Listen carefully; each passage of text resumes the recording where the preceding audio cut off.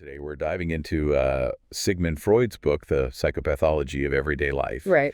And it's a book that explores the psychological meaning behind all these errors that we make. And he suggests that they're not just random, Yeah.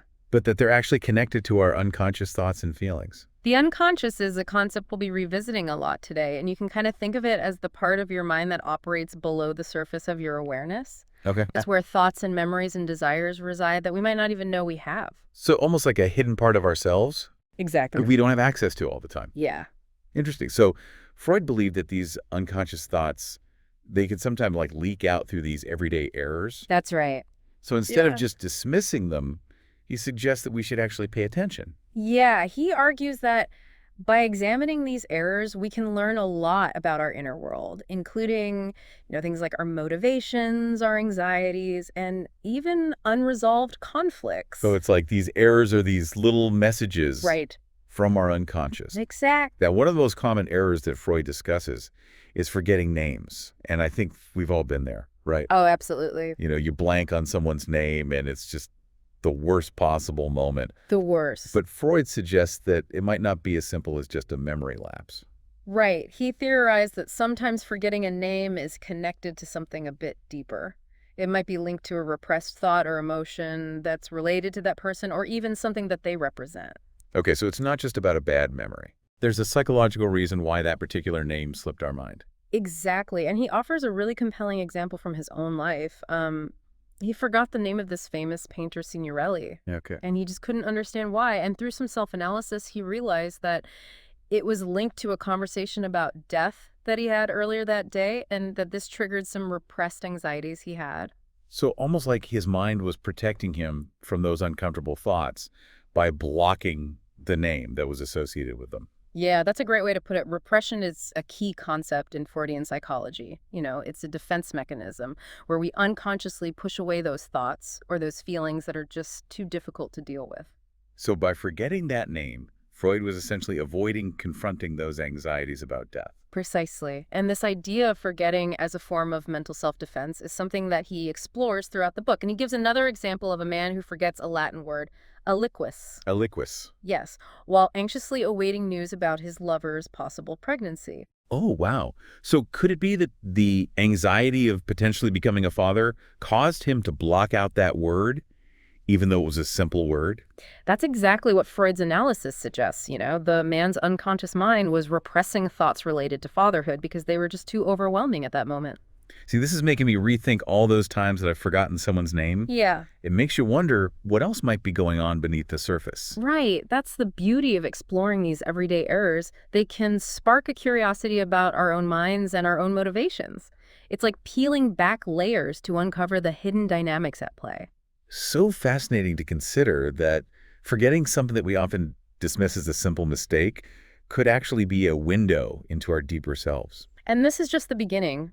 As we delve further into Freud's work, we'll see how this concept of the unconscious influencing our actions extends to other errors, like slips of the tongue and even seemingly random accidents. It really is amazing how much we kind of reveal without even realizing it, like these little errors. Yeah. Those slips of the tongue can actually be quite telling. Slips of the tongue. Yeah, those moments when you say the completely wrong word. Exactly. Often something embarrassing or just Yeah. completely out of left field. I mean, we've all been there. Oh, yeah. And I know that Freud was particularly interested in these. He believed that these slips, which he termed parapraxes, were often a way for repressed thoughts or desires to surface, even if just for a fleeting moment. Okay, so those times when you accidentally call your teacher mom, Right. or you blurt out something you didn't mean to say in a meeting, Uh-huh. these could be more than just innocent mistakes. Freud would argue that they are often driven by these unconscious motives, and he presents some really fascinating examples in the book. Oh yeah, like what? Well, one involves a woman who repeatedly said storks instead of stocks. Storks and stocks. Yes, and it turned out that she deeply desired to have children. Oh wow, so it's like her subconscious longing for motherhood was finding a way to express itself through that slip of the tongue. Precisely. And another example involves a man who accidentally said durable instead of curable while he was discussing a patient who consistently didn't pay his bills. Durable instead of curable. Yes. So this seemingly simple word swap could actually hint at a deeper frustration or even resentment that he felt towards this patient. That's right. It's almost like his unconscious was highlighting that persistent or durable nature of the problem that he was facing. It's fascinating to think that these slips, they often occur when we're distracted or not fully paying attention, Right. almost like it allows our unconscious to slip through the cracks of our conscious control. Exactly. It makes you wonder if we should be paying more attention to these moments and what they might reveal. It's like our unconscious is trying to communicate with us in this coded language. It is. And while not every single slip of the tongue has some profound psychological meaning, it's certainly worth considering what might be lurking beneath the surface, especially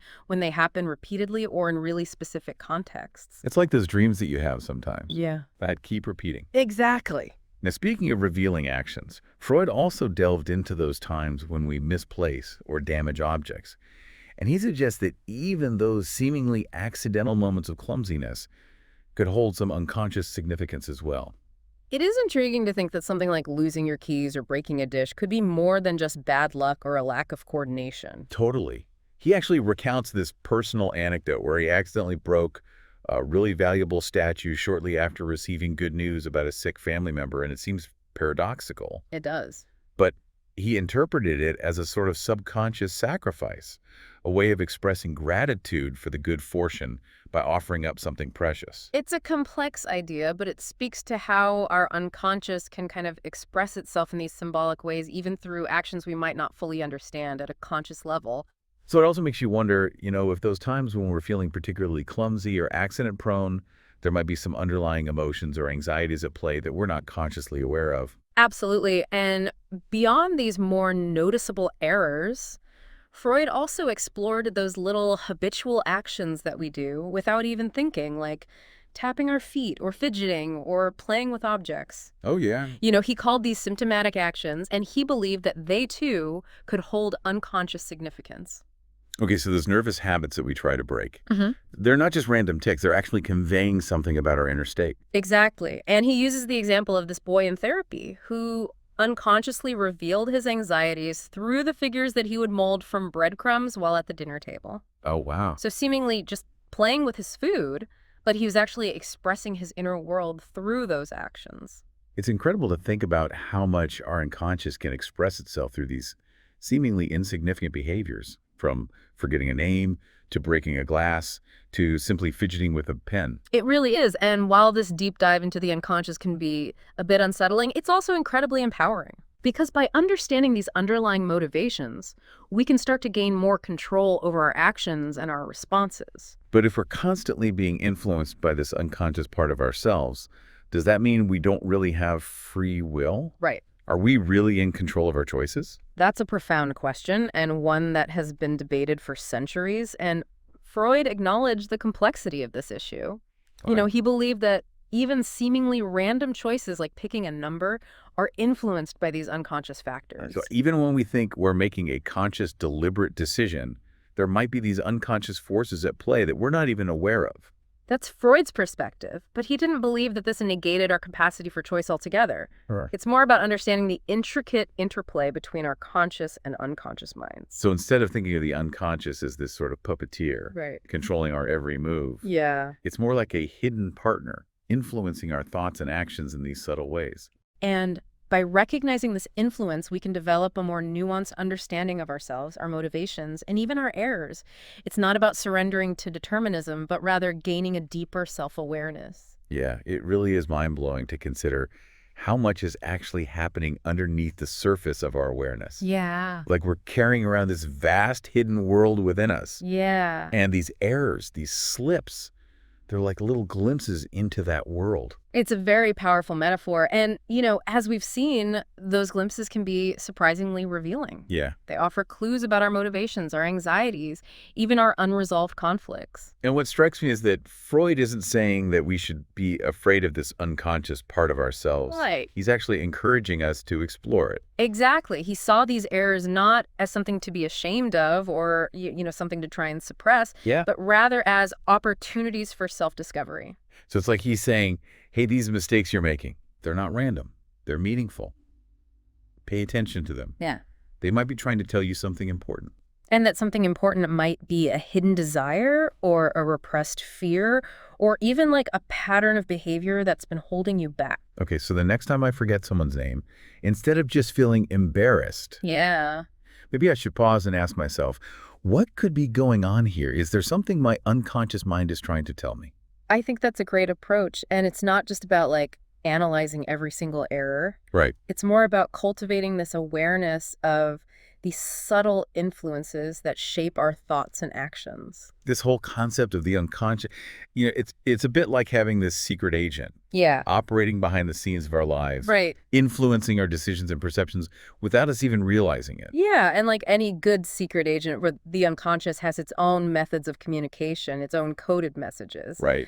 Those errors, those slips, those seemingly random actions, those are the messages we need to learn to decipher. It's like Freud is handing us a decoder ring for our own minds. Exactly. He's giving us the tools to understand those hidden motivations and desires that drive so much of our behavior. And that understanding can be incredibly empowering. Yeah. It allows us to kind of move beyond simply reacting to our unconscious impulses and instead start to make more conscious, deliberate choices. So it's not about becoming a perfect, error-free human being. Right. It's about embracing those errors as opportunities for growth and self-awareness. Exactly. It's about recognizing that we are very complex beings with a rich inner world that's constantly shaping our experiences.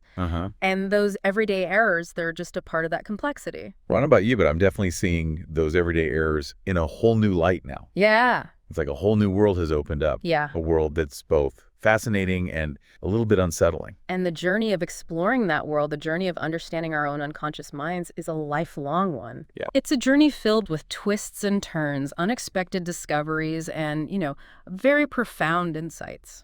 Well, that's it for our deep dive into the world of everyday errors and their hidden meanings. We hope you found it as thought-provoking as we have. And remember, the next time you make a little slip or, find yourself acting in a way you don't quite understand, don't just brush it off.